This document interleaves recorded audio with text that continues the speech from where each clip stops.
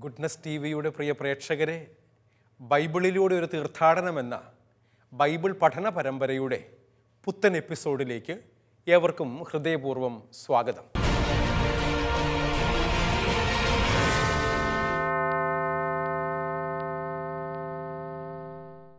കഴിഞ്ഞ ഏതാനും ചില എപ്പിസോഡുകളിൽ യോഹന്നാൻ്റെ സുവിശേഷം 16-ാം അധ്യായത്തിൻ്റെ 5 മുതൽ 15 വരെയുള്ള വാക്യങ്ങളാണ് നമ്മൾ പഠിച്ചുകൊണ്ടിരിക്കുന്നത്.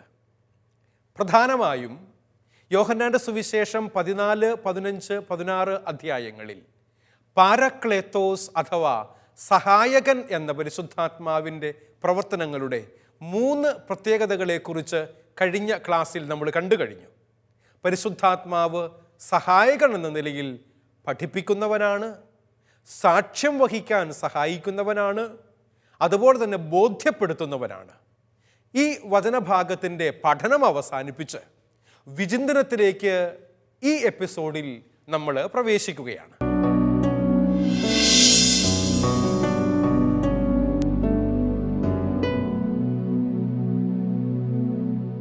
യോഹന്നാന്റെ സുവിശേഷം 16-ാം അധ്യായത്തിൻ്റെ 12 മുതൽ 15 വരെയുള്ള വാക്യങ്ങളിൽ പരിശുദ്ധാത്മാവിൻ്റെ പ്രവർത്തനങ്ങളിൽ ഏറ്റവും പ്രധാനപ്പെട്ടത് പ്രബോധനമാണ് എന്ന് നമ്മൾ കണ്ടു കഴിഞ്ഞു. അതുകൊണ്ട് തന്നെയും പ്രബോധകനായ പരിശുദ്ധാത്മാവ് 3 കാര്യങ്ങളിലാണ് തൻ്റെ പ്രബോധനാധികാരം ഉപയോഗിക്കുന്നത്. 1, നമ്മളെ പഠിപ്പിക്കുന്നു. 2, സാക്ഷ്യം വഹിക്കാൻ നമ്മെ സഹായിക്കുന്നു. 3, നമ്മെ ബോധ്യങ്ങളിലേക്ക് നയിക്കുന്നു.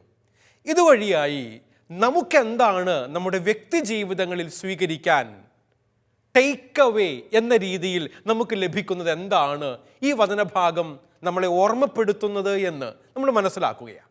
അതുകൊണ്ടാണ് വിചിന്തനം എന്ന ടൈറ്റിൽ നിങ്ങൾക്ക് കാണാനായി സാധിക്കും. നമ്മൾ സ്ക്രീനിൽ കാണുന്നുണ്ട്. വിചിന്തനം എന്ന ടൈറ്റിലിൽ നമ്മൾ മനസ്സിലാക്കാൻ ശ്രമിക്കുന്നതും അതുതന്നെയാണ്. വിശ്വാസ ജീവിതത്തിൽ നിലനിൽക്കാനും വളരാനും നമ്മെ സഹായിക്കുന്നവനാണ് പരിശുദ്ധാത്മാവ്. നമ്മൾ കണ്ടു കഴിഞ്ഞ കാര്യമാണ്. ഞാനും നിങ്ങളും ഒക്കെ യേശുവിൽ വിശ്വസിക്കണമെങ്കിൽ, സഭയുടെ പ്രബോധനാധികാരം അനുസരിച്ച് സഭയോട് ചേർന്ന് നിൽക്കണമെങ്കിൽ നമ്മളെ അതിന് സഹായിക്കുന്നത് ദൈവത്തിൻ്റെ പരിശുദ്ധാത്മ ശക്തിയാണ്. അതുകൊണ്ട് സഹോദരങ്ങളെ, ഈ പരിശുദ്ധാത്മാവിനോട് വിധേയപ്പെട്ട് ജീവിക്കുമ്പോൾ മാത്രമേ വിശ്വാസികളായി മാറാൻ നമ്മളെ കൊണ്ട് പറ്റുള്ളൂ.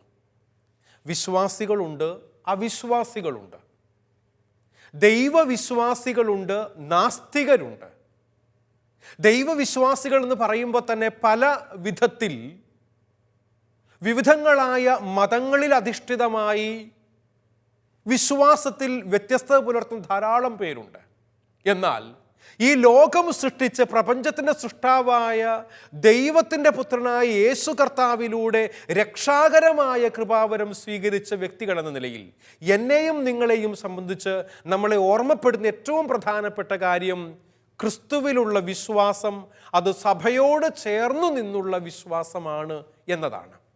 ചിലരെങ്കിലുമൊക്കെ പറയുന്നത് കേട്ടിട്ടുണ്ട്, എനിക്ക് ക്രിസ്തുവിലെ വിശ്വാസമാണ്, ഈശോ എനിക്ക് വലിയ ഇഷ്ടമാണ്, പക്ഷേ സഭയോട് ഞാൻ ഒരിക്കലും ചേർന്ന് നിൽക്കാൻ ആഗ്രഹിക്കുന്നില്ല, ഇടവക പള്ളിയിൽ പോകാൻ ആഗ്രഹിക്കുന്നില്ല. ഇപ്രകാരം സഭയുടെ പ്രവർത്തനങ്ങളിൽ നിന്നും മാറി നിൽക്കുന്നവര്, കുറ്റം പറയുന്നവര്, സോഷ്യൽ മീഡിയയിലൂടെ സഭയെയും മറ്റും ഇകഴ്ത്തി കാണിക്കാൻ വേണ്ടി ശ്രമിക്കുന്നവരായി അനേകം പേര് ഇന്ന് ലോകത്തിലുണ്ട് എന്നുള്ളത് ഒരു യാഥാർത്ഥ്യമാണ്.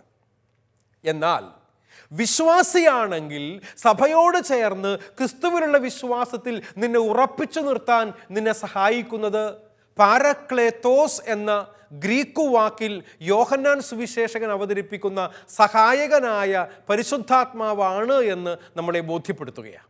അതുകൊണ്ട് തന്നെയും വിശ്വാസത്തിൽ നിന്നല്ലാത്തതെല്ലാം പാപമാണെന്നും പാപത്തെ ജയിച്ച മിശിഹായുടെ ഭാഗത്താണ് നീതിയെന്നും നമ്മെ ബോധ്യപ്പെടുത്താനും പാപം ചെയ്താൽ അനുതപിച്ച് ദൈവസ്നേഹത്തിലേക്ക് തിരിച്ചു വരുവാനും പരിശുദ്ധാത്മാവ് നമ്മെ സഹായിക്കുമെന്ന് ഓർമ്മപ്പെടുത്തട്ടെ. എന്ന് പറഞ്ഞ അർത്ഥം എന്താ? വിശ്വാസത്തിൽ നിന്നല്ലാത്തതെല്ലാം പാപമാണ് എന്ന് വിശ്വാസികളായ നമ്മളെ ഓർമ്മപ്പെടുത്തുകയാണ്.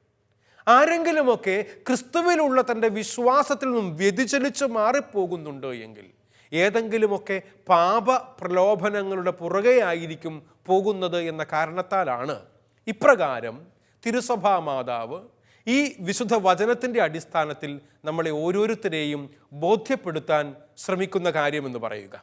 അതുകൊണ്ട് പാപത്തെ ജയിച്ച മിശിഹായുടെ ഭാഗത്താണ് നീതിയുള്ളത്. എങ്ങനെയാണ് മിശിഹ പാപത്തെ ജയിച്ചത്? കുരിശുമരണത്തിലൂടെയാണ് അവൻ പാപത്തെ ജയിച്ചത് എന്ന് നമുക്കറിയാം. സാത്താൻ്റെ തല തകർത്തത് അവൻ കുരിശുമരണത്തിലൂടെയാണ്. അവൻ പാപമില്ലാതിരുന്നവനായിരുന്നിട്ടും പാപികളായ മനുഷ്യർക്ക് വേണ്ടി ദൈവപിതാവിൻ്റെ രക്ഷാകരമായ ദൗത്യത്തിൻ്റെ ഭാഗമായി ഏൽപ്പിക്കപ്പെട്ട ഉത്തരവാദിത്വം അവൻ കൃത്യതയോടുകൂടെ നിർവഹിച്ചു. മരണം വരെ, അതെ, കുരിശുമരണം വരെ അവൻ അനുസരണമുള്ളവനായിരുന്നു എന്നുള്ള വചനം നമ്മുടെ മനസ്സുകളിൽ ഉണ്ടാകട്ടെ. അതുകൊണ്ട് തന്നെയും മിശിഹായിലൂടെ നമുക്ക് ലഭിക്കുന്ന നീതിയെക്കുറിച്ചാണ് പരിശുദ്ധാത്മാവ് നമ്മളെ ബോധ്യപ്പെടുത്തുന്നത്. ഇനിയും ആരെങ്കിലുമൊക്കെ വിശ്വാസത്തിൽ നിന്നും അകന്ന് പാപത്തിൽ ജീവിക്കുന്നുണ്ട് എങ്കിൽ അങ്ങനെയുള്ളവരെ അനുതാപത്തിലേക്ക് നയിക്കാൻ പരിശുദ്ധാത്മാവ് സഹായിക്കുന്നു. ദൈവത്തിൻ്റെ വചനം അനുതാപത്തിൻ്റെ വചനമാണ്. വിശുദ്ധ ബൈബിൾ മുഴുവനായും നമ്മൾ വായിച്ചു കഴിഞ്ഞാൽ മനസ്സിലാകും, അത് വിശുദ്ധ ബൈബിൾ മാത്രമല്ല കേട്ടോ, മറ്റ് മതവിശ്വാസികൾ അവരുടെ വിശുദ്ധ ഗ്രന്ഥമായി കണക്കാക്കുന്ന ഏത് വിശുദ്ധ ഗ്രന്ഥങ്ങൾ വായിച്ചു നോക്കിയാലും മനസ്സിലാകും, അവ ഒക്കെയും മനുഷ്യനെ നയിക്കുന്നത് അനുതാപത്തിലേക്കാണ്, പശ്ചാത്താപത്തിലേക്കാണ്. തെറ്റായിപ്പോയി എന്ന് തിരിച്ചറിഞ്ഞു കഴിഞ്ഞാൽ കുറ്റബോധം കൊണ്ട് നിരാശപ്പെട്ട് ആത്മഹത്യ ചെയ്യുകയല്ല വഴി എന്ന് മനസ്സിലാക്കുക. മറിച്ച് തെറ്റായിപ്പോയി എന്ന് മനസ്സിലാക്കിയാൽ പാപബോധത്തോടെ പശ്ചാത്തപിച്ച് അനുരഞ്ജനമെന്ന കൂദാശ അഥവാ കുംഭസാരം എന്ന കൂദാശയിലൂടെ ദൈവപുത്രനും ദൈവപുത്രിയുമായി തിരികെ വരിക എന്നുള്ളതാണ് ദൈവം നമ്മോട് ആവശ്യപ്പെടുന്ന കാര്യം. അനുതാപത്തിൻ്റെ സുവിശേഷമാണ് ലോകമെങ്ങും പ്രഘോഷിക്കപ്പെടേണ്ടത്. ഇപ്രകാരം അനുതാപത്തിലൂടെ ദൈവസ്നേഹത്തിലേക്ക് തിരിച്ചു വരാൻ നമ്മെ സഹായിക്കുന്നത് പരിശുദ്ധാത്മാവാണ്. ദൈവ സ്നേഹത്തിലേക്കുള്ള തിരിച്ചുവരവാണ് പരിശുദ്ധാത്മാവ് നമ്മിൽ നിന്നും ആവശ്യപ്പെടുന്ന കാര്യം. എപ്പോഴാണോ ഞാനും നിങ്ങളും ഒക്കെ ദൈവത്തിൻ്റെ സ്നേഹത്തിൽ നിന്നും അകന്നു പോകുന്നത്, അപ്പോഴാണ് വിശ്വാസത്തിൽ കുറവുണ്ടാകുന്നത്, പാപം ചെയ്തു പോകുന്നത്. അപ്പോൾ ഞാനും നിങ്ങളും ഒക്കെ നീതിയിൽ നിന്നും അകന്നു പോകും. അനുതാപത്തിലേക്കും ദൈവസ്നേഹത്തിലേക്കും അതുവഴിയായി വിശ്വാസത്തിലേക്കും തിരിച്ചു വരാൻ ദൈവത്തിൻ്റെ പരിശുദ്ധാത്മാവ് പാരക്ലേത്തോസ് അഥവാ സഹായകൻ നമ്മെ എല്ലാവർക്കും കൃപയായി കൂടെയുണ്ടാകും. അതുപോലെ തന്നെ മിശിഹായിലൂടെ നമുക്ക് വെളിപ്പെടുത്തപ്പെട്ട ദൈവിക രഹസ്യങ്ങൾ മനസ്സിലാക്കി ദൈവത്തിൻ്റെ പദ്ധതിയോട് സഹകരിക്കുവാനും പരിശുദ്ധാത്മാവ് നമ്മെ സഹായിക്കുന്നുണ്ട്. അതാണ് സ്ക്രീനിൽ നമ്മൾ കാണുന്ന കാര്യം. ഇത് നോക്കിക്കേ, എപ്രകാരമാണ് മിശിഹായിലൂടെ നമുക്ക് വെളിപ്പെടുത്തപ്പെട്ട ദൈവിക രഹസ്യങ്ങൾ മനസ്സിലാക്കി ദൈവത്തിൻ്റെ പദ്ധതിയോട് സഹകരിക്കുവാനും പരിശുദ്ധാത്മാവ് നമ്മെ സഹായിക്കുന്നു എന്ന് ഈ വചനഭാഗം നമ്മെ ഓർമ്മപ്പെടുത്തുകയാണ്. അതുകൊണ്ട് നമ്മിലുള്ള പരിശുദ്ധാത്മാവിൻ്റെ ഈ പ്രവർത്തനം തിരിച്ചറിഞ്ഞ് അരൂപിയോട് സഹകരിക്കുവാൻ നാം പരിശ്രമിക്കണമെന്നാണ് സഹോദരങ്ങളെ തിരുസഭ നമ്മെ ഓർമ്മപ്പെടുത്തുന്നത്. ഇതാണ് ഈ വചനഭാഗത്തിൻ്റെ വിചിന്തനം എന്ന് പറയുക. എന്ന് പറഞ്ഞാൽ പരിശുദ്ധാത്മാവിനോട് സഹകരിച്ച് ജീവിക്കുന്നവരാകുക. അതുവഴിയായി ഞാനും നിങ്ങളും ദൈവമക്കളായിത്തീരും. ദൈവം നമ്മളെ സൃഷ്ടിച്ച ദൈവത്തിൻ്റെ മക്കളായിട്ടാണ്. യോഹന്നാൻ ശ്ലീഹ അതിനെക്കുറിച്ച് 3-ാം അധ്യായത്തിൻ്റെ 1-ാം തിരുവചനത്തിൽ തൻ്റെ ലേഖനത്തിലൂടെ വെളിപ്പെടുത്തുന്നുണ്ട് കേട്ടോ. കണ്ടാലും എത്ര വലിയ സ്നേഹമാണ് പിതാവ് നമ്മോട് കാണിച്ചത്, നാം ദൈവമക്കൾ എന്ന് വിളിക്കപ്പെടുന്നു. എന്നിട്ട് പറയാണ്, നാം അങ്ങനെയാണ് താനും. നാം ദൈവമക്കൾ എന്നാണ് വിളിക്കപ്പെടുന്നത്. ദൈവമക്കളുടെ സ്ഥാനം നഷ്ടപ്പെടുന്നത് പാപം ചെയ്യുമ്പോഴാണ്, തെറ്റ് ചെയ്യുമ്പോഴാണ്. ആവർത്തിച്ച് തെറ്റു ചെയ്ത് പാപം ചെയ്ത് തഴക്കദോഷത്തിലൂടെ ദുശ്ശീലങ്ങളിലൂടെ ദൈവത്തിൽ നിന്നും അകന്നു പോകുന്ന മനുഷ്യൻ. നല്ല ഉദാഹരണമുണ്ട് ബൈബിളിൽ. ആദിമാതാപിതാക്കളായ ആദവും ഹൗവയും തിന്നരുത് എന്ന് ദൈവം പറഞ്ഞ പഴം അനുസരണക്കേട് കാണിച്ച് തിന്നു കഴിഞ്ഞപ്പോൾ ദൈവത്തിൽ നിന്നും അകന്നുപോയി. അതിൻ്റെ മനോഹരമായ ഉദാഹരണമാണ് വൈകുന്നേരമായപ്പോൾ അവൻ ഏദൻ തോട്ടത്തിൽ നടക്കാനിറങ്ങിയപ്പോൾ ആദവും ഹവ്വയും മരച്ചെടികളുടെ ഇടയിൽ ഒളിച്ചിരുന്നു എന്ന് വചനം പറയുന്നുണ്ട്. നമ്മൾ വായിച്ചിട്ടുള്ളതാണ്. ഉൽപ്പത്തി പുസ്തകത്തിൻ്റെ 3-ാം അധ്യായത്തിൽ 8 മുതലുള്ള വാക്യങ്ങളിൽ ഇപ്രകാരം എഴുതി വച്ചിട്ടുണ്ട് അതിനെക്കുറിച്ച്. എന്തുകൊണ്ടാണ് ആദവും ഹവ്വയും ഒളിച്ചിരുന്നത്? ദൈവത്തിൻ്റെ മുമ്പിൽ വരാൻ അവർക്ക് ഭയമായി. പാപം ചെയ്തു കഴിയുമ്പോൾ നമ്മൾ ദൈവമക്കൾ എന്ന സ്ഥാനം നഷ്ടപ്പെടുത്തി കളയുന്നു എന്നുള്ളതാണ് യാഥാർത്ഥ്യം.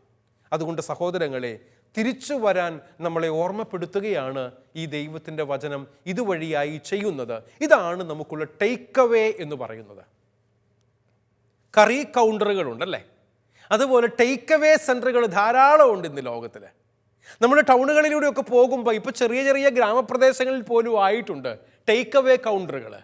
എന്ന് പറഞ്ഞാൽ ജോലിക്കാരായ ഭാര്യയും ഭർത്താവും വീട്ടിൽ ചെന്ന് ഇനി ഭക്ഷണം പാകം ചെയ്ത് കഴിക്കുക എന്നൊക്കെ ഉള്ളത് ഇന്ന് ഔട്ട് ഓഫ് ഫാഷനായി മാറിക്കൊണ്ടിരിക്കുന്ന ഒരു കാലഘട്ടത്തിലാണ് ഞാനും നിങ്ങളൊക്കെ ജീവിക്കുന്നത്.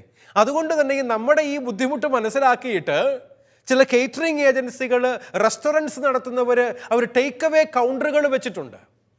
അവിടെ ചെന്ന് ഭക്ഷണം പാർസലായി വാങ്ങിച്ചു കൊണ്ട് പോകുന്നു, അല്ലെങ്കിൽ കറികൾ പാർസലായി വാങ്ങിച്ചു കൊണ്ട് പോകുന്നു. ഇതാണ് നമുക്കുള്ള ടേക്ക് അവേ എന്ന് പറയുന്നത്. അനുതാപത്തോടെ ദൈവത്തിൻ്റെ സന്നിധിയിലേക്ക് തിരിച്ചു വരിക എന്നുള്ളതാണ് ദൈവം പരിശുദ്ധാത്മാവ് വഴി നമ്മോട് ആവശ്യപ്പെടുന്നത്. സഹോദരങ്ങളെ, നമ്മളിനി ഇതിൻ്റെ തുടർച്ചയായ വചനം പഠിക്കാൻ പോവുകയാണ്. യോഹന്നാൻ്റെ സുവിശേഷം 16-ാം അധ്യായത്തിൻ്റെ 16 മുതൽ 31 വരെയുള്ള വാക്യങ്ങളാണ് ഇനി നമ്മൾ പഠന വിധേയമാക്കാൻ വേണ്ടി പോകുന്നത്. നമ്മൾ പഠിക്കുന്നതിന് മുൻപ് ആ വചനഭാഗം ഞാൻ നിങ്ങളെ ഒന്ന് വായിച്ചു കേൾപ്പിക്കാം. ബൈബിള് കരുതിയിട്ടുള്ള എല്ലാവരും കൈകളിൽ എടുക്കണം. പുതിയ നിയമത്തിലെ യോഹന്നാൻ്റെ സുവിശേഷം 16-ാം അധ്യായം 16 മുതൽ 33 വരെയുള്ള വചനങ്ങൾ എന്നോടൊപ്പം നിങ്ങളും വായിക്കണം. ഞാൻ നിങ്ങളെ വായിച്ചു കേൾപ്പിക്കാം. ദുഃഖം സന്തോഷമായി മാറും. അല്പസമയം കഴിഞ്ഞാൽ നിങ്ങൾ എന്നെ കാണുകയില്ല. വീണ്ടും അല്പസമയം കഴിഞ്ഞാൽ നിങ്ങൾ എന്നെ കാണും. അപ്പോൾ അവൻ്റെ ശിഷ്യന്മാരിൽ ചിലർ പരസ്പരം പറഞ്ഞു, അല്പസമയം കഴിഞ്ഞാൽ നിങ്ങൾ എന്നെ കാണുകയില്ല, വീണ്ടും അല്പസമയം കഴിഞ്ഞാൽ നിങ്ങൾ എന്നെ കാണും എന്നും ഞാൻ പിതാവിൻ്റെ അടുത്തേക്ക് പോകുന്നു എന്നും അവൻ നമ്മോട് പറയുന്നതിൻ്റെ അർത്ഥം എന്താണ്? അവർ തുടർന്നു, അല്പസമയം എന്നതുകൊണ്ട് അവൻ എന്താണ് അർത്ഥമാക്കുന്നത്? അവൻ പറയുന്നത് എന്താണെന്ന് നമുക്ക് അറിഞ്ഞുകൂടാ. ഇക്കാര്യം അവർ തന്നോട് ചോദിക്കാൻ ആഗ്രഹിക്കുന്നു എന്ന് മനസ്സിലാക്കി യേശു പറഞ്ഞു, അല്പസമയം കഴിഞ്ഞാൽ നിങ്ങൾ എന്നെ കാണുകയില്ല, വീണ്ടും അല്പസമയം കഴിഞ്ഞാൽ നിങ്ങൾ എന്നെ കാണും എന്ന് ഞാൻ പറഞ്ഞതിനെപ്പറ്റി നിങ്ങൾ പരസ്പരം ചോദിക്കുന്നുവോ? സത്യം സത്യമായി ഞാൻ നിങ്ങളോട് പറയുന്നു, നിങ്ങൾ കരയുകയും വിലപിക്കുകയും ചെയ്യും, എന്നാൽ ലോകം സന്തോഷിക്കും. നിങ്ങൾ ദുഃഖിതരാകും, എന്നാൽ നിങ്ങളുടെ ദുഃഖം സന്തോഷമായി മാറും. സ്ത്രീക്ക് പ്രസവവേദന ആരംഭിക്കുമ്പോൾ അവളുടെ സമയം വന്നതുകൊണ്ട് അവൾക്ക് ദുഃഖമുണ്ടാകുന്നു. എന്നാൽ ശിശുവിനെ പ്രസവിച്ചു കഴിയുമ്പോൾ ഒരു മനുഷ്യൻ ലോകത്തിൽ ജനിച്ചതുകൊണ്ടുള്ള സന്തോഷം നിമിത്തം ആ വേദന പിന്നീട് ഒരിക്കലും അവൾ ഓർമ്മിക്കുന്നില്ല. അതുപോലെ ഇപ്പോൾ നിങ്ങളും ദുഃഖിതരാണ്, എന്നാൽ ഞാൻ വീണ്ടും നിങ്ങളെ കാണും. അപ്പോൾ നിങ്ങളുടെ ഹൃദയം സന്തോഷിക്കും. നിങ്ങളുടെ ആ സന്തോഷം ആരും നിങ്ങളിൽ നിന്ന് എടുത്തു കളയുകയുമില്ല. അന്നു നിങ്ങൾ എന്നോടൊന്നും ചോദിക്കുകയില്ല. സത്യം സത്യമായി ഞാൻ നിങ്ങളോട് പറയുന്നു, നിങ്ങൾ എൻ്റെ നാമത്തിൽ പിതാവിനോട് ചോദിക്കുന്നതെന്തും അവിടുന്ന് നിങ്ങൾക്ക് നൽകും. ഇതുവരെ നിങ്ങൾ എൻ്റെ നാമത്തിൽ ഒന്നും തന്നെ ചോദിച്ചിട്ടില്ല. ചോദിക്കുവിൻ, നിങ്ങൾക്ക് ലഭിക്കും. അതുമൂലം നിങ്ങളുടെ സന്തോഷം പൂർണ്ണമാകുകയും ചെയ്യും. ഞാൻ ലോകത്തെ ജയിച്ചിരിക്കുന്നു. ഉപമകൾ വഴിയാണ് ഇതെല്ലാം ഞാൻ നിങ്ങളോട് പറഞ്ഞത്. ഉപമകൾ വഴിയല്ലാതെ ഞാൻ നിങ്ങളോട് സംസാരിക്കുന്ന സമയം വരുന്നു. അപ്പോൾ പിതാവിനെപ്പറ്റി സ്പഷ്ടമായി ഞാൻ നിങ്ങളെ അറിയിക്കും. അന്ന് നിങ്ങൾ എൻ്റെ നാമത്തിൽ ചോദിക്കും. ഞാൻ നിങ്ങൾക്ക് വേണ്ടി പിതാവിനോട് പ്രാർത്ഥിക്കുമെന്ന് പറയുന്നില്ല, കാരണം പിതാവ് തന്നെ നിങ്ങളെ സ്നേഹിക്കുന്നു. എന്തെന്നാൽ നിങ്ങൾ എന്നെ സ്നേഹിക്കുകയും ഞാൻ ദൈവത്തിൽ നിന്ന് വന്നുവെന്ന് വിശ്വസിക്കുകയും ചെയ്തിരിക്കുന്നു. ഞാൻ പിതാവിൽ നിന്ന് പുറപ്പെട്ട് ലോകത്തിലേക്ക് വന്നു. ഇപ്പോൾ വീണ്ടും ലോകം വിട്ട് പിതാവിലേക്ക് പോകുന്നു. അവൻ്റെ ശിഷ്യന്മാർ പറഞ്ഞു, ഇപ്പോൾ ഇതാ നീ സ്പഷ്ടമായി സംസാരിക്കുന്നു, ഉപമയൊന്നും പറയുന്നുമില്ല. നീ എല്ലാ കാര്യങ്ങളും അറിയുന്നെന്നും ആരും നിന്നോട് ചോദിക്കേണ്ട ആവശ്യമില്ലെന്നും ഇപ്പോൾ ഞങ്ങൾ മനസ്സിലാക്കുന്നു. നീ ദൈവത്തിൽ നിന്ന് വന്നുവെന്ന് ഇതിനാൽ ഞങ്ങൾ വിശ്വസിക്കുന്നു. യേശു ചോദിച്ചു, ഇപ്പോൾ നിങ്ങൾ വിശ്വസിക്കുന്നുവോ? എന്നാൽ നിങ്ങൾ ഓരോരുത്തരും താന്താങ്ങളുടെ വഴിക്ക് ചിതറിക്കപ്പെടുകയും എന്നെ ഏകനായി വിട്ടുപോകുകയും ചെയ്യുന്ന മണിക്കൂർ വരുന്നു, അല്ല, അത് വന്നു കഴിഞ്ഞു.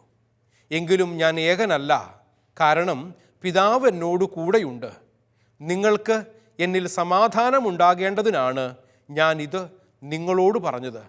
ലോകത്തിൽ നിങ്ങൾക്ക് ഞെരുക്കമുണ്ടാകും, എങ്കിലും ധൈര്യമുള്ളവരായിരിക്കുവിൻ, ഞാൻ ലോകത്തെ കീഴടക്കിയിരിക്കുന്നു. നമ്മുടെ കർത്താവായ മിശിഹായിക്ക് സ്തുതി. പ്രിയപ്പെട്ടവരെ, വിശുദ്ധ ബൈബിളിലെ പുതിയ നിയമത്തിൽ യോഹന്നാൻ്റെ സുവിശേഷത്തിൻ്റെ 16-ാം അധ്യായത്തിൻ്റെ 16 മുതൽ 33 വരെയുള്ള വചനഭാഗമാണ് നമ്മളിപ്പോൾ വായിച്ചു കേട്ടത്. ഈ വചനഭാഗം വളരെ വ്യക്തമായി നമ്മളെ ഓർമ്മപ്പെടുത്തുകയാണ്, സന്തോഷമായി മാറുന്ന ദുഃഖങ്ങളുണ്ടാകാം. നമുക്കൊക്കെ അറിയാമല്ലോ, ഇതൊരു ജീവിത യാഥാർത്ഥ്യമല്ലേ. ദുഃഖങ്ങളുണ്ട് നമുക്കെല്ലാം. ദുഃഖമില്ലാത്ത ആരെങ്കിലും ഈ ലോകത്തിൽ ജീവിച്ചിട്ടുണ്ടോ? എനിക്ക് തോന്നുന്നില്ല കേട്ടോ. എന്നെ കേൾക്കുന്ന നിങ്ങൾക്ക് മാത്രമല്ല, പറഞ്ഞുകൊണ്ടിരിക്കുന്ന എനിക്കും ജീവിതത്തിൽ പല വിധത്തിലുള്ള ദുഃഖങ്ങൾ ഉണ്ടായിട്ടുണ്ട്. ദുഃഖം മനുഷ്യ ജീവിതത്തിൻ്റെ ഭാഗമാണ്. ഒരു കഥ കേട്ടിട്ടുണ്ട്. ഒരിക്കൽ ഒരു സ്ത്രീ വൃദ്ധനായ ഒരു സന്യാസിയുടെ അടുക്കൽ ചെന്നിട്ട് സന്യാസിയോട് പറഞ്ഞു പോലും, പിതാവേ, എന്തുകൊണ്ടാണ് ദൈവം എനിക്ക് മാത്രം ഇത്രയും വലിയ ദുഃഖവും സങ്കടവും തന്നിരിക്കുന്നത്? പിതാവിനറിയാലോ, ഞാനൊരു വിധവയാണ്, പ്രായമായി, മക്കളില്ല, സാമ്പത്തികമായ വലിയ ബുദ്ധിമുട്ടുകളുണ്ട്, രോഗങ്ങളും പിടിപെട്ടിരിക്കുന്നു.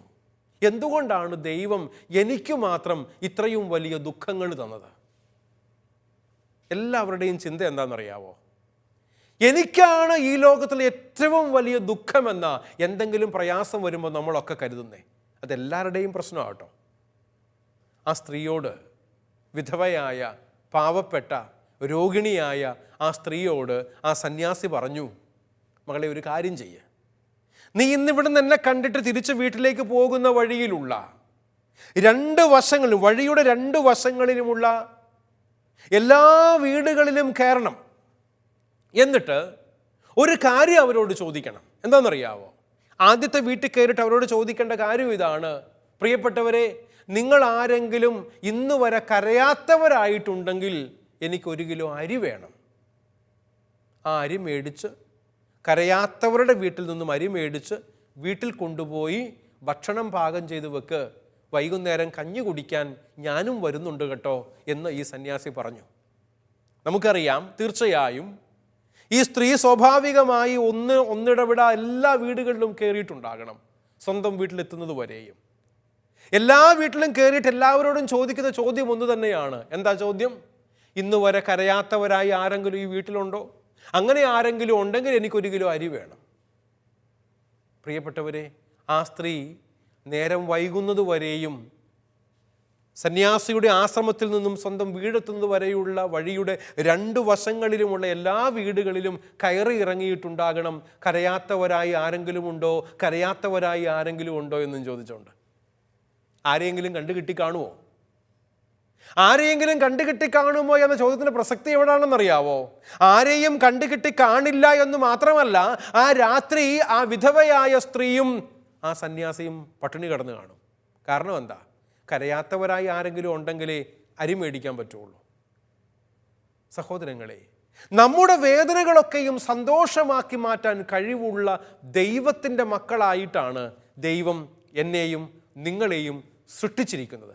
അതുകൊണ്ട് തന്നെയും ദുഃഖത്തെ സന്തോഷമാക്കി പകർത്താൻ കഴിവുള്ള ദൈവത്തിലുള്ള വിശ്വാസമാണ് നമുക്കെല്ലാവർക്കും ആവശ്യമായിട്ടുള്ളത്. അതിനെക്കുറിച്ചാണ് നമ്മൾ കാണുന്നത്. നിങ്ങൾ സ്ക്രീനിലേക്ക് നോക്കിയാലും മനസ്സിലാക്കാൻ വേണ്ടി സാധിക്കും. യോഹന്നാൻ്റെ സുവിശേഷം 16-ാം അധ്യായം 16 മുതൽ 33 വരെയുള്ള ഈ വചനഭാഗത്തിന് നമ്മൾ കൊടുത്തിരിക്കുന്ന ടൈറ്റിൽ സന്തോഷമായി മാറുന്ന ദുഃഖം എന്നാണ്. നമ്മൾ ആരും ദുഃഖത്തിൽ മാത്രം ജീവിക്കാൻ വിളിക്കപ്പെട്ടിരിക്കുന്നവരല്ല. ദുഃഖം ഉണ്ടാകും കേട്ടോ. പക്ഷെ ദുഃഖം മാത്രം കുറേ പേർക്ക്. എന്നാൽ മറ്റു കുറച്ച് പേർക്ക് സന്തോഷം, അത് എപ്പോഴും സന്തോഷം മാത്രം. അങ്ങനെ ആരെങ്കിലുമൊക്കെ ഉണ്ടോ ഈ ലോകത്തിൽ? ഞാനിന്നുവരെ കണ്ടിട്ടില്ല കേട്ടോ. നമുക്കൊക്കെ സന്തോഷവും ദുഃഖവും ഇടകലർന്നുകൊണ്ടുണ്ടായിക്കൊണ്ടേയിരിക്കും. ഇത് മനുഷ്യ ജീവിതത്തിൻ്റെ ഭാഗമാണ്. അതുകൊണ്ട് തന്നെയും വചനം പറയാണ്, യോഹന്നാൻ്റെ സുവിശേഷത്തിൽ ഈശോയുടെ അന്ത്യപ്രഭാഷണത്തിൻ്റെ അവസാന ഭാഗമാണ് ഈ തിരുവചനങ്ങൾ. യോഹന്നാൻ്റെ സുവിശേഷത്തിൽ അന്ത്യപ്രഭാഷണങ്ങൾ നമ്മൾ മനസ്സിലാക്കി കഴിഞ്ഞു. 13-ാം അധ്യായത്തിനു ശേഷം 16-ഉം 17-ഉം അധ്യായങ്ങളിലേക്ക് വരുമ്പോൾ അന്ത്യപ്രഭാഷണങ്ങളാണ്. കർത്താവ് കുരിശുമരണത്തിലേക്ക് കടക്കുന്നതിന് മുൻപ് തൻ്റെ ശിഷ്യന്മാരെ അടുത്ത് വിളിച്ചുകൂട്ടി അവരോട് പറഞ്ഞു കൊടുക്കുന്ന കാര്യങ്ങളാണ് അന്ത്യപ്രഭാഷണങ്ങൾ എന്ന പേരിൽ യോഹന്നാൻ കുറിച്ചു വച്ചിരിക്കുന്നത്. ഈശോയുടെ വേർപാടിലുള്ള ദുഃഖം ശിഷ്യരെ തളർത്തുന്ന സ്ഥിതിവിശേഷമുണ്ടായി എന്ന് പറഞ്ഞാൽ, തങ്ങളുടെ ആധാരമാക്കി കണ്ടിരുന്ന ഗുരു എന്ന് വിളിക്കപ്പെടുന്ന യേശു കർത്താവ് തങ്ങൾക്ക് നഷ്ടപ്പെടാൻ പോകുന്നു എന്ന് ആ ശിഷ്യന്മാർ മനസ്സിലാക്കുകയാണ്. ഇപ്രകാരം അവർ മനസ്സിലാക്കുമ്പോഴാണ് അവരുടെ ദുഃഖം എന്ന് പറയുക. എൻ്റെ ഗുരുവും നാഥനുമായവൻ എനിക്ക് നഷ്ടമാകുന്നു എന്ന ബോധ്യം. ഭർത്താവ് മരിക്കുന്ന നിരാലംബയായ ഭാര്യയ്ക്കും, സഹായമായി കൂടെയുണ്ടായിരുന്ന ഭാര്യ മരിക്കുന്ന ഭർത്താവിനും, മാതാപിതാക്കളുടെ മരണത്തിൽ ദുഃഖിതരായിരിക്കുന്ന കൊച്ചു കുഞ്ഞുങ്ങൾക്കുമൊക്കെ ഇപ്രകാരമുള്ള വലിയ വിഷമം, വലിയ പ്രയാസം, ദുഃഖമുണ്ടാകും. ഇപ്രകാരം ശിഷ്യന്മാരുടെ ജീവിതത്തിലും വലിയ പ്രയാസം ഉണ്ടായി. എന്താ പ്രയാസം? തങ്ങളുടെ ഗുരുവും നാഥനുമായ ഈശോ രക്ഷകനാണ്, രാജാവാണെന്നൊക്കെ കരുതി അവൻ്റെ പുറകെ വന്നതാ. പക്ഷേ അവൻ നഷ്ടപ്പെടുന്ന അവസ്ഥ ഉണ്ടാകുകയാണ്. ഈശോയെ നഷ്ടപ്പെടാൻ പോകുന്നു എന്ന വലിയ ദുഃഖം ആ ശിഷ്യന്മാർക്ക് വലിയ പ്രയാസം സൃഷ്ടിച്ചു എന്നുള്ളത് ഒരു യാഥാർത്ഥ്യമല്ലേ? അതുകൊണ്ട് തന്നെയും അവരെ ആശ്വസിപ്പിച്ചുകൊണ്ട് ഈശോ പറയുകയാണ്, യോഹന്നാൻ്റെ സുവിശേഷം 16-ാം അധ്യായത്തിൻ്റെ 16-ാം തിരുവചനം, അല്പസമയം കഴിഞ്ഞാൽ നിങ്ങൾ എന്നെ കാണുകയില്ല, വീണ്ടും അല്പസമയം കഴിഞ്ഞാൽ നിങ്ങൾ എന്നെ കാണും. എത്ര മനോഹരമായ വാക്കുകളാണ് ഈശോ ഉപയോഗിക്കുന്നത്. അല്പസമയം കഴിഞ്ഞാൽ നിങ്ങൾ എന്നെ കാണുകയില്ല, കുരിശുമരണത്തിലേക്ക് നടന്നെടുക്കുകയാണ്. എന്നാൽ വീണ്ടും അല്പസമയം കഴിഞ്ഞാൽ നിങ്ങൾ എന്നെ കാണും എന്ന് വചനം പറയുന്നു. ഈ വാക്കുകളുടെ അർത്ഥം മനസ്സിലാകാതെ വിഷമിക്കുന്ന ശിഷ്യന്മാർക്ക് അതിൻ്റെ അർത്ഥം ഈശോ വിശദീകരിച്ചു കൊടുക്കുന്നുണ്ട് തൻ്റെ വചനത്തിലൂടെ. അല്പസമയം എന്നതുകൊണ്ട് അവൻ എന്താണ് അർത്ഥമാക്കുന്നത് എന്ന് സഹോദരങ്ങളെ യേശു കർത്താവ് തന്നെയും വിശദമാക്കുന്നുണ്ട്. എന്ന് പറഞ്ഞാൽ മരണത്തിലൂടെയുള്ള തൻ്റെ വേർപാട് താൽക്കാലികമാണെന്നും ഉദ്ധാനത്തിലൂടെയുള്ള തൻ്റെ തിരിച്ചുവരവ് എന്നും തന്നോടുകൂടെ ജീവിക്കുന്നവരായി അവരെ മാറ്റുമെന്നും ഈശോ അവർക്ക് ഉറപ്പു നൽകുന്നുണ്ട്. എന്ന് പറഞ്ഞാൽ വ്യക്തമാണ്, മരണം ദുഃഖമാണ്, നഷ്ടമാണ്, വേദനയാണ്. ഈ മരണത്തിൽ അവസാനിക്കാനുള്ളതല്ല എന്നും ഉദ്ധാനത്തിലൂടെ ഞാൻ നിങ്ങളോടൊപ്പം എന്നും ജീവിക്കാനായി തിരിച്ചു വരുമെന്നും കർത്താവ് അവരെ ഓർമ്മപ്പെടുത്തുകയാണ്. തൻ്റെ മരണത്തിലൂടെയും ഉദ്ധാനത്തിലൂടെയും കരഗതമാകുന്ന ഫലങ്ങളെക്കുറിച്ച് അവിടുന്ന് കൃത്യതയോടുകൂടെ തൻ്റെ ശിഷ്യന്മാർക്ക് വെളിപ്പെടുത്തി കൊടുക്കുന്നുണ്ട് ഈ വചനത്തിലൂടെ. എന്ന് പറഞ്ഞാൽ എപ്രകാരമാണ് ക്രിസ്തു ശിഷ്യന്മാരായിരിക്കുന്നവർ പ്രത്യാശയില്ലാത്തവരായി നിരാശയിൽ ആഴ്ന്നു പോകാതെ കർത്താവിൽ പ്രതീക്ഷ വെച്ചുകൊണ്ട് ജീവിക്കേണ്ടത് എന്ന് തിരുസഭാ മാതാവ് നമ്മെ പഠിപ്പിക്കുകയാണ്. അതുകൊണ്ട് തന്നെയും പ്രിയ സഹോദരീ സഹോദരന്മാരെ, നമ്മുടെ ദുഃഖങ്ങൾ എപ്രകാരമാണ് നമുക്ക് സന്തോഷമായി മാറുന്നത്, ഇത് മനസ്സിലാക്കാൻ അതിൻ്റെ ഒന്നാമത്തെ ഭാഗം എന്ന് പറയുന്നത് യോഹന്നാൻ്റെ സുവിശേഷം 16-ാം അധ്യായത്തിൻ്റെ 16 മുതൽ 22 വരെയുള്ള വാക്യങ്ങളാണ്. നമ്മൾ വായിച്ചു കേട്ട വചനഭാഗത്തിൻ്റെ ആദ്യത്തെ ഏതാനും ചില വാക്യങ്ങളാണ് 16 മുതൽ 22 വരെയുള്ള വാക്യങ്ങൾ. അവിടെ സന്തോഷം എപ്രകാരമാണ് നൽകപ്പെടുന്നത് എന്ന് ദൈവവചനം നമ്മെ ഓർമ്മപ്പെടുത്തുന്നുണ്ട്. ഈശോയുടെ മരണം ശിഷ്യർക്ക് ദുഃഖത്തിന് കാരണമായി തീരുന്നെങ്കിൽ അത് ഈശോയിൽ വിശ്വസിക്കാത്ത ലോകത്തിന് സന്തോഷ കാരണമായി തീരുന്നുണ്ട് എന്നുള്ളത് ഒരു മറുവശവും ഇവിടെ വചനം നമ്മളെ ഓർമ്മപ്പെടുത്തുകയാണ്. എന്ന് പറഞ്ഞാൽ കൂടെ നടന്ന ശിഷ്യന്മാർക്ക് കർത്താവിൻ്റെ മരണം വലിയ വിഷമത്തിന് കാരണമായി, സങ്കടത്തിന് കാരണമായി, പ്രയാസത്തിന് കാരണമായി. എന്നാൽ യേശുവിൻ്റെ മരണം കണ്ട് സന്തോഷിക്കുന്ന അന്ധകാരമയമായ പാപകരമായ ഇരുട്ടിൻ്റെ ഒരു ലോകം മറുവശത്തുണ്ട് എന്നതും ഈ ദ്വന്ദ്വങ്ങൾ രണ്ടും നമ്മുടെ മുൻപിൽ അവതരിപ്പിക്കുന്നുണ്ട്.